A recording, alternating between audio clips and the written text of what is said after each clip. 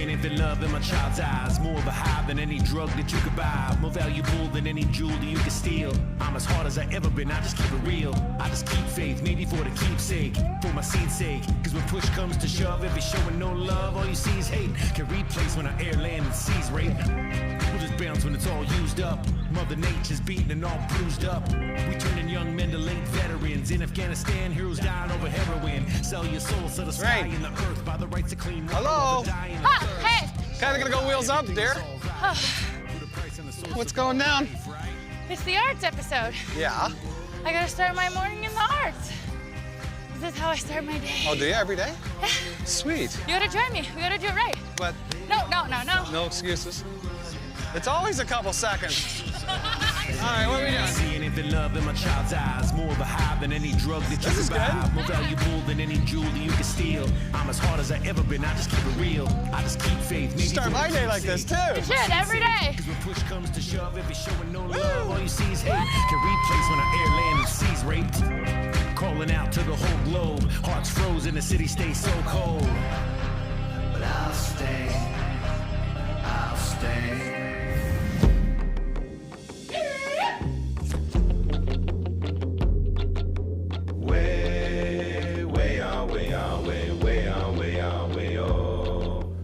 My name is Kris Nargang.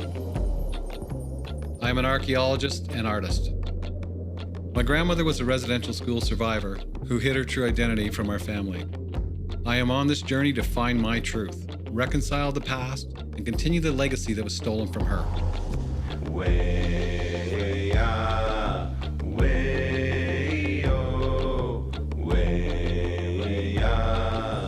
I'm Sarain Fox. I'm Anishinaabe from Batchewana First Nation, and I belong to the Three Fires Medewan Medicine Society. The movement of Indigenous knowledge revitalization is thriving across Turtle Island, and I want to introduce Kris and all of you to the revolutionary work being done by those who have dedicated their lives to shifting colonial narratives by harnessing Indigenous knowledge.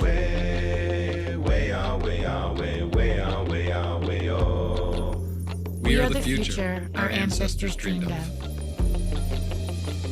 Our prophecies tell us that the time is now to reclaim, rematriate, and revitalize the knowledge intended for us. This is future history.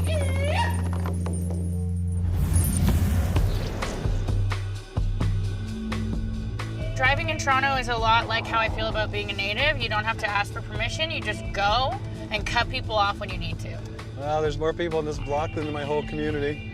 Yeah, this is Adelaide. So this, just on King Street, just over, here's the theater district. So this is like a huge part of the art scene. But the thing is that arts is like, it's not just painters and carvers. Like the art scene right now for Indigenous people is massive. And I think the reason we're seeing such like a huge like insurgence of it is because people aren't defining it as one practice. I mean, so far, even our art critics, they define it from a colonial perspective. So this is different. This is like Indigenous people reclaiming their own practice. It's also the way that we're being respected and the way that we're being lifted up in our communities. It's so important. I mean, it's very amazing to me because I don't know about any of this, you know? So to meet somebody like Jesse Wente. Oh my gosh, Jesse Wente. So he is one of our most respected and important figures in terms of changing the narrative and standing up for Indigenous narratives and Indigenous storytelling. And that might sound like it has nothing to do with art, but as long as we are not in charge of what is going out there, what is going in the media, what is going in film, like as long as we're not in charge of that, they're never gonna get it right. So Jesse Wente's role is demystifying all of the garbage that people think about us as artists and just as Indigenous people, and really hitting home that we are capable of having a place and our voices matter. Well, with that energy.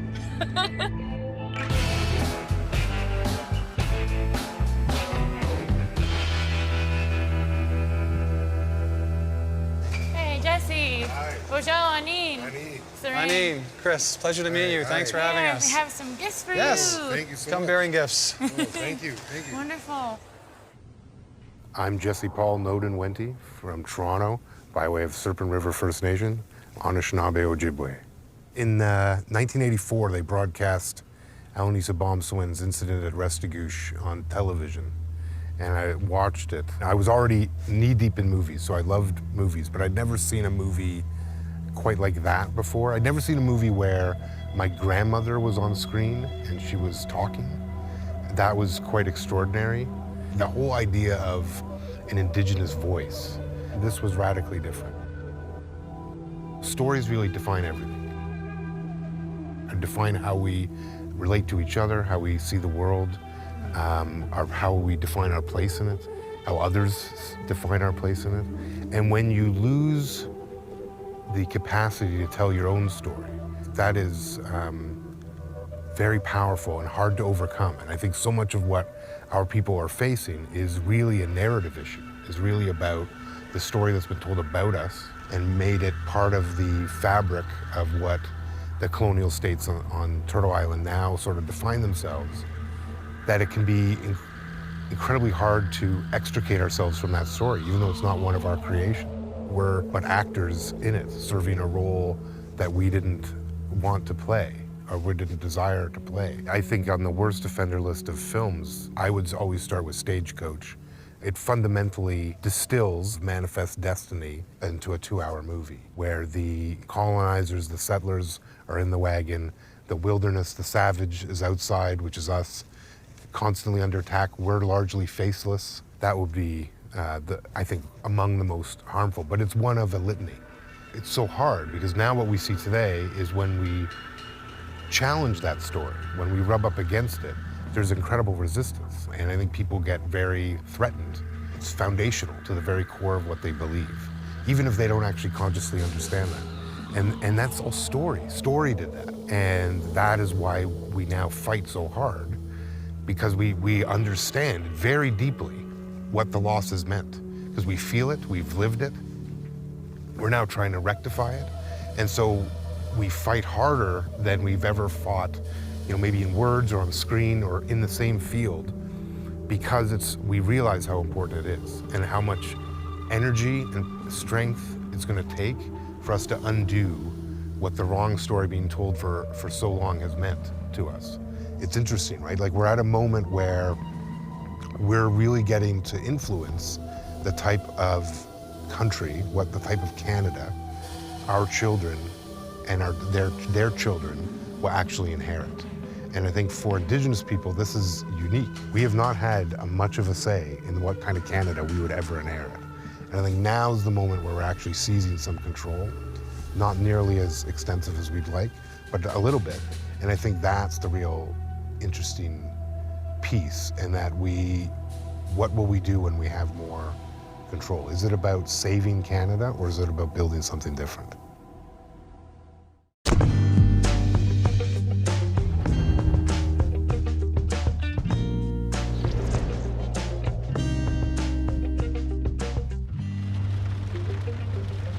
I'm so excited to be going to go interview Tamara. This is one of my heroes, really.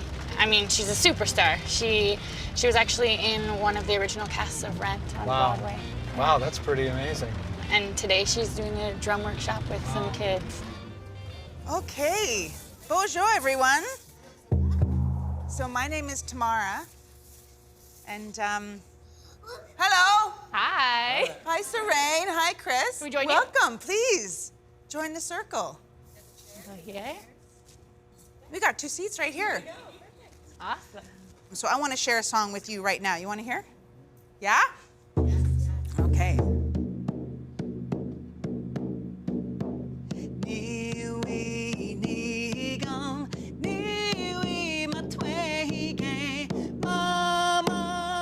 Do you feel a responsibility to your community to do work like this? Or like, how did you find your way from opportunities like being on Broadway to being at a Native Friendship Center and working with young people? The whole Rent experience was very exhausting, and it was very hard for me, and I was away from my family because I was in New York. And so when I left New York, I came right back to Canada, and I knew that I couldn't continue with that output without putting something back in. So the sign for friends is like this. Niwichiwaganak. Good. And I actually didn't work for a year after that to just kind of recalibrate myself until a job came up with the Bajmajig Theatre in Manitoulin Island. And it's only in reflection that I see it's so crazy of like performing to 2,000 people on Broadway, and that my next job that I wanted and waited for was in the Great TP on Wiki. And it was a children's show, and children it's so much more demanding because they don't let you get away with anything. Let's say the first word, bojo. Bojo. Does anybody know what word bojo comes from? Yeah? First for the name, but he was a shapeshifter. Yeah? Can anyone help him out? Does anyone know who he's talking about? Yeah? Wayna Bojo, yeah, so Wayna. All of those little ones with their And language. that, I would say, is what I'm seeing more and more. We weren't seeing that 20 years ago. This is like literally in the last 5 years when I bring these songs in and I ask questions about the drum, they know the answers. I ask questions about the language, their speakings. It's very emotional to see because it's hope. Hey ya, hey ya, hey yo. Hey ya, hey ya, hey yo. Oh, hey ya, hey ya, hey yo. Oh, hey ya, hey ya, hey yo. That's what the circle that I try to create is just permission, because there's so much insecurity and shame about how we represent. And I think the more we feel the permission to just have a voice, who cares what we sound like? We're trying. Yeah. Like at this point, we can't really nitpick. We just need to be hearing our voices singing, saying, talking together. It's interesting to me that you say 20 years ago you weren't seeing these things from little people, because 20 years ago was when I got hired to do my first Inspire, which was the National Aboriginal Achievement Awards then. And it also ties into what you were doing here today, because not only did you show up in this massive butterfly from the ceiling, but you showed up singing in your language. I'd never seen Native people on stage like that. I think, you said it yourself, if you don't see it that way, then it doesn't become a part of your life. And thanks to you, I now see productions in massive scale. That's the way I try to make them in my own life. But I also see them from an Indigenous perspective, and you and your family, your sister, really made that a part of my life. But asam chimigwech for everything that you've been doing in the community, but also as an artist in the mainstream. I think it's incredibly important to make your mark in both worlds. Thank you. And thank you for today for me. Thank you for your dancing and your singing. You're much better than you think. Oh, well, that's good. I'll do more. Okay,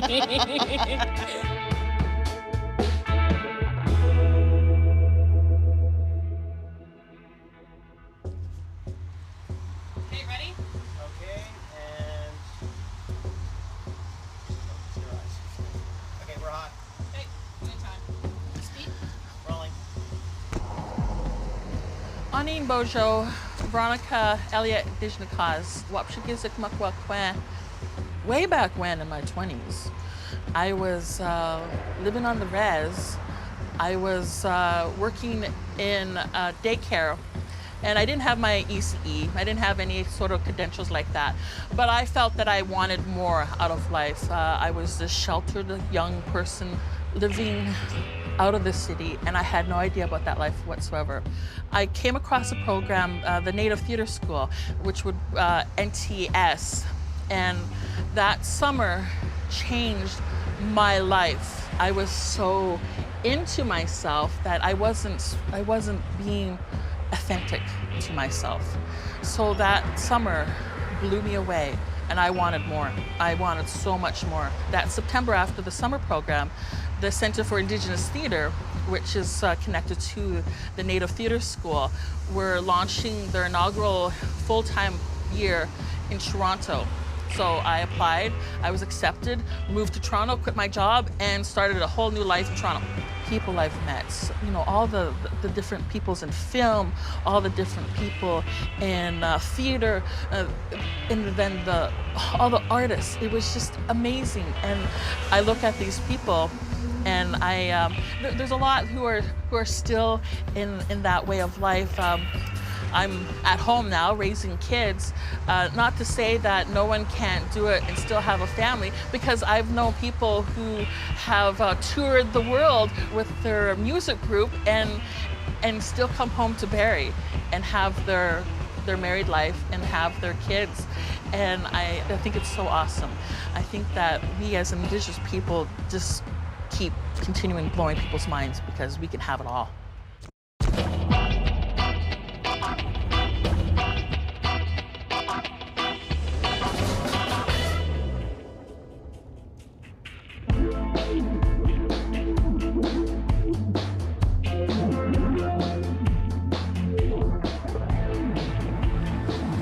So excited to get back into the studio. I used to dance when I was younger, right? Did I ever tell you?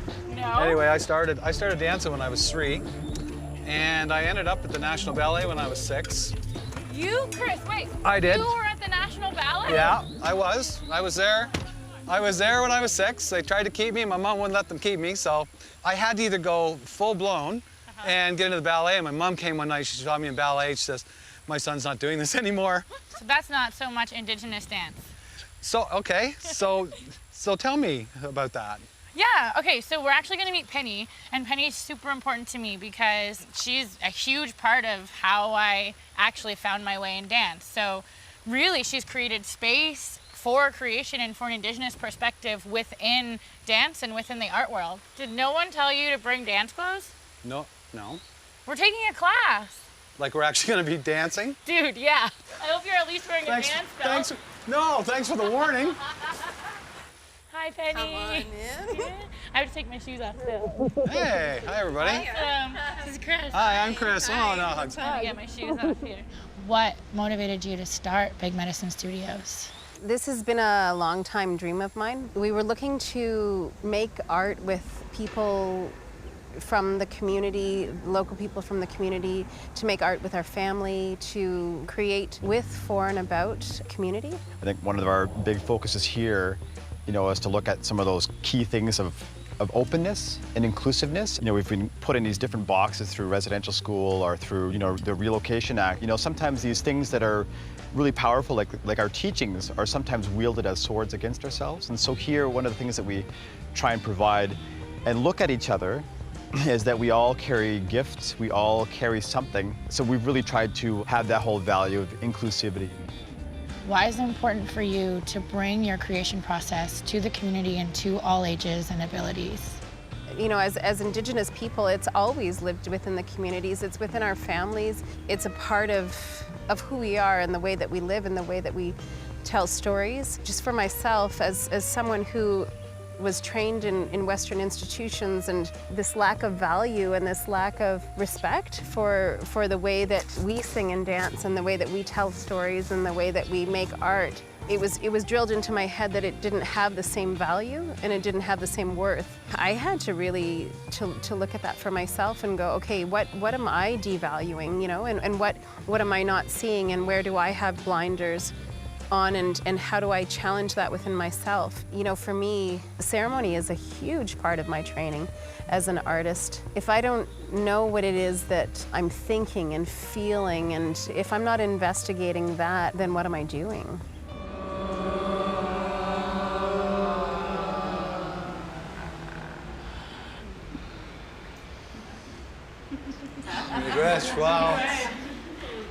Wow. Removing that alienation from ourselves and where we live and who we are, I think that's really what our houses of transformation are for, and that way people can kind of get back in their own skin, and however that happens for each individual, I imagine, is different.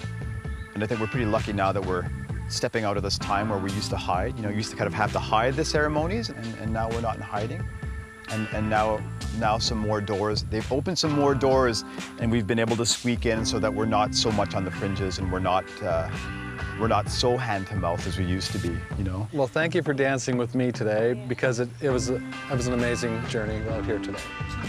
Chimigwich, thanks for having us. It was a great day.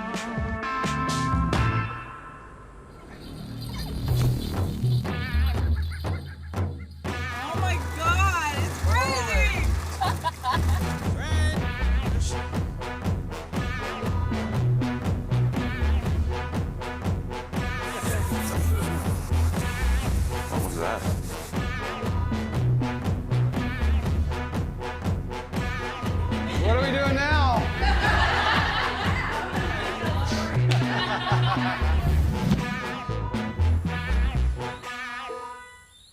feel so fortunate to have found my art.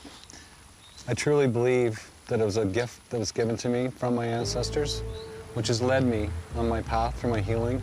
It's brought me back into my culture. It's put me into a place where I could do the journey we're on now. And I feel so fortunate, and I feel so grateful to those ancestors, and I'd like to say Chimagwich to those people who passed that to me and gave me that beautiful gift.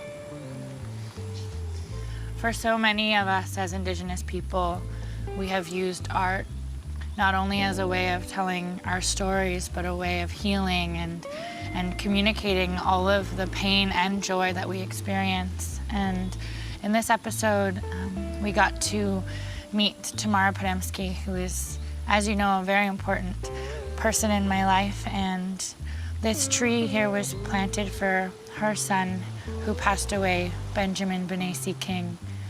And she was actually pregnant with him when we were dancing together last. And so I'd like to dedicate this episode to Benjamin Benesi King. Chimagwich.